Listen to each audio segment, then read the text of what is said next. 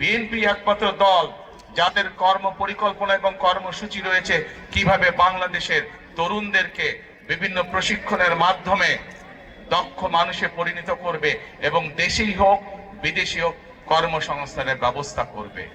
আমাদের পরিকল্পনা রয়েছে কিভাবে আমরা সারা বাংলাদেশের স্কুল শিক্ষকদেরকে আমরা কম্পিউটার প্রদানের মাধ্যমে আমরা ধীরে ধীরে তাদেরকে এমন একটি অবস্থানে নিয়ে আসবো যেখানে তারা প্রত্যেকটি শিক্ষক কম্পিউটার সিস্টেমের আওতায় এসে তাদের ছাত্রদেরকে সঠিকভাবে শিক্ষা প্রদান করতে পারবেন।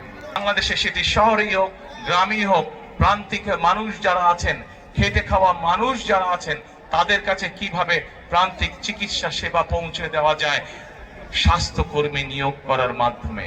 আমরা পরিকল্পনা গ্রহণ করেছি 1 লক্ষ স্বাস্থ্যকর্মী নিয়োগ করব আমরা সারা বাংলাদেশে, যাদের মধ্যে শহরে গ্রামে সকল জায়গায় মানুষকে তারা চিকিৎসা সেবা পৌঁছে দিবে। এর মাধ্যমে 1 লক্ষ মানুষের যেরকম কর্মসংস্থান হবে, ঠিক একইভাবে এরা মানুষের দোরগোড়ায় স্বাস্থ্য সেবাও পৌঁছে দিবে। প্রিয় ভাই বোনেরা, বিএনপির পরিকল্পনা আছে নেতৃত্ব যারা বিভিন্ন মসজিদ মাদ্রাসার ইমাম খতিব মুয়াজ্জিন সাহেব যারা বিভিন্ন ধর্মীয় গুরু যারা আছেন, তারা মানবতার জীবনযাপন করেন অধিকাংশ মানুষ, এবং এই মানুষগুলোর ব্যাপারেও আমরা চিন্তা ভাবনা করেছি যে তাদেরকে আমরা সরকারের পক্ষ থেকে একটি সম্মানের ব্যবস্থা করব, যাতে করে তারা একটি সম্মানজনক জীবনযাপন করতে পারে। এখন প্রিয় ভাই বোনেরা, এই হচ্ছে সংক্ষেপে বিএনপির পরিকল্পনা। বিএনপি কিভাবে করতে চায়।